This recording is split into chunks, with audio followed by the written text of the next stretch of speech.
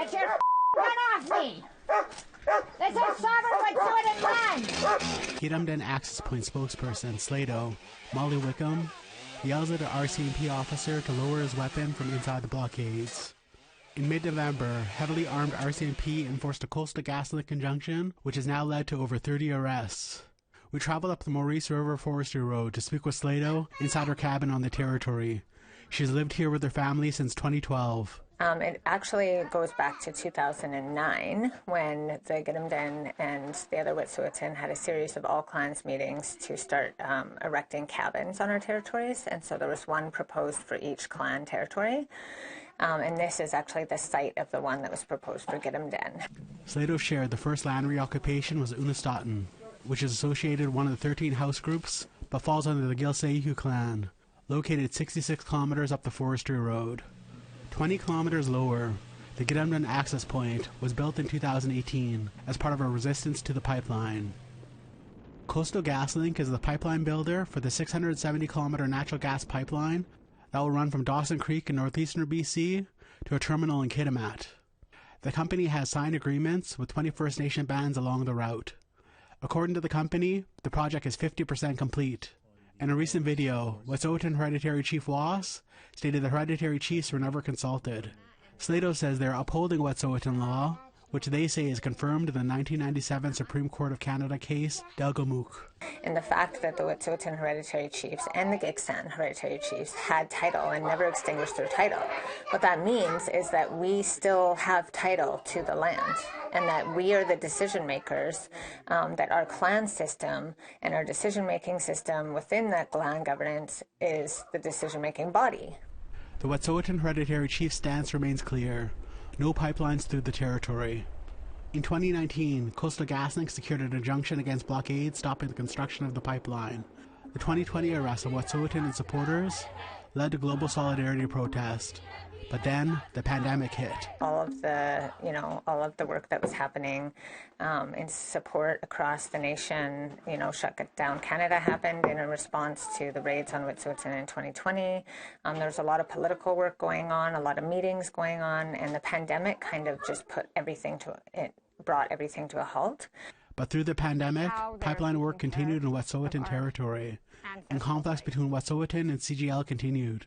But in late September, when the company planned to pass the pipeline under the Maurice River, the Wet'suwet'en clan set up a blockade near the drill site. Sleydo says their opposition to the pipeline is based on protecting clean drinking water. It has been mostly centered around protecting our river. That's been the biggest issue the whole time. That's been the biggest issue for any pipeline that has planned to cross Wet'suwet'en territory, is the issue of them crossing Wet'suwet'en.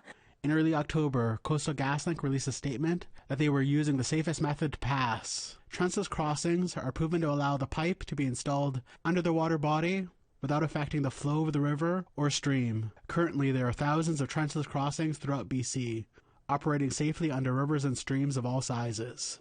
Then in mid-November, Wet'suwet'en Hereditary Chief Voss sent an evacuation order and a timeline to CGL to leave the territory.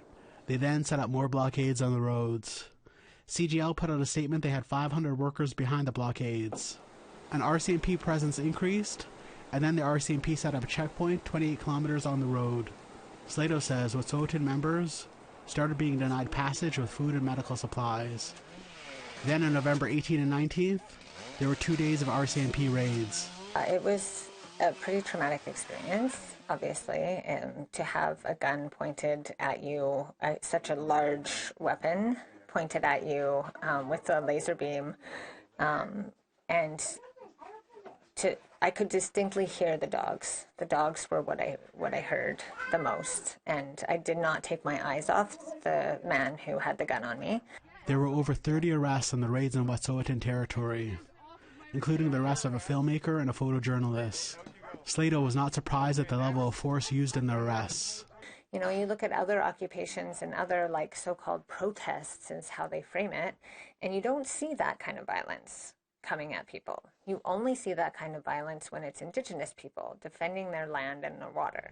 After being held for 5 days, Sleydo was released and returned home to her cabin in the territory. She says their resistance will continue as they are upholding ancient Wet'suwet'en law. because of our sovereignty and because of our claim and our title to the land, is a huge threat to private industry and extraction companies like this. And it's a huge threat to the state. And so they will come in using that kind of force because we are a threat to them, simply because we're Indigenous people on our land trying to uphold our laws. This past Monday, according to the Gidimt'en Access Point, there were 2 more arrests as the forestry road was blockaded. Lee Wilson, APTN National News, Cassia Territory.